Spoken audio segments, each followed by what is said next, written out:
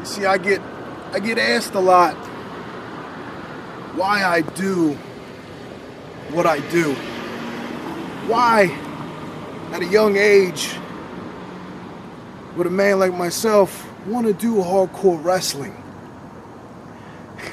And I knew I wanted to do what I do today, and I knew I wanted to do it many, many years ago. You see, in 1999, a young Matt Tremont was 10 years old, and while other kids are out playing baseball and playing video games, I was in my bedroom building weapons, putting nails in boxes and jumping off my bunk bed just like Mick Foley did when he jumped from the roof of his house and crashed down below. And I knew at a young age, the envisionments that I saw on a VHS cassette, that's what I wanted to do. I used to walk around my room and drip a bottle of water down my head, and I would think it would be blood dripping down my face like a crimson mask. And when you're influenced by what you see at a young age on the television screen, it's all inspiring. And it sticks with you from day one and for the rest of your life. I knew what I wanted to do. Doesn't matter all the scars, the battle wounds, the physical and emotional toll that this genre of this great sport takes on you day in and day out. But I knew what I wanted to get into, and this is why I do what I do. You see, deathmatch wrestling, some may say, is a dying breed, is a lost art in this great sport. But for the last 3 years, I've put it on my back, and I've kept it alive the best I can. Because this is what I always wanted to do, and I will never let it die. And because of what I did at 10 years old, I knew I wanted to take the next step to become a professional. And in 2011, February to be exact, I got my first hardcore break in this business. It was what I was waiting for. And in February 2011, when I first got that break, that first big break was the Carnage Cup. And a young 21-year-old man made a trip there 18 hours to Coleman, Alabama in a van of about 10 or 12 other men, and no one knew who I was. Hell, I didn't know who I was yet, because I had to go to Alabama and prove myself in one of the most sickest deathmatch tournaments in the United States today. But you see, I knew that day when I walked into that building and I saw all the weapons and I saw the light tubes and all the barbed wire. This is where I wanted to be, and tonight I was going to make a very name for myself in this industry, and I was going to apply my craft. But see, this time I wasn't jumping off the top of a bunk bed onto a box of nails. I was going to apply my craft with the best in the world, and I was going to get violent.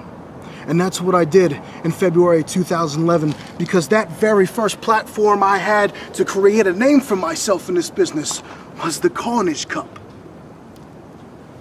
Fast forward a year later.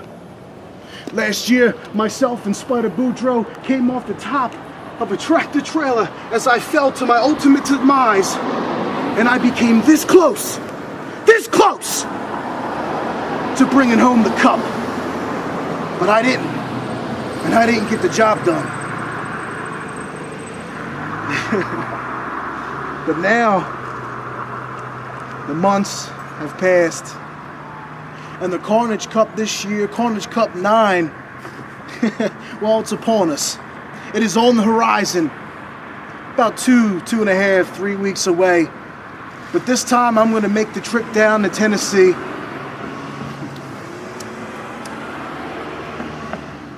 And I'm going to do what I should have did last year. And win another deathmatch tournament. Because you see, the Master of Pain, the reigning Master of Pain, is going to go to Tennessee.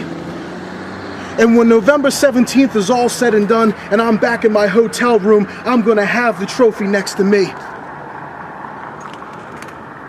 On November 17th, I will endure all the carnage, and I will bring home the cup. And the 10-year-old kid that was going to dump water on himself and pretend it was blood, in actuality, some 13, 15 years later, is going to have blood dripping down his face. But it's going to be all worth it. Because in the first round on November 16th, the Bulldozer collides with a tank. And with nothing but respect towards you, I know what you've done. Hell, I used to watch you on NWA Wildside, Tank. So it's going to be an honor to step in the ring with you. But I got to go through a Tank to get to the second round, to get to the finals. Because I'm not going to make that 15-hour trip to the Deep South of Tennessee. And I am not going to come home empty-handed.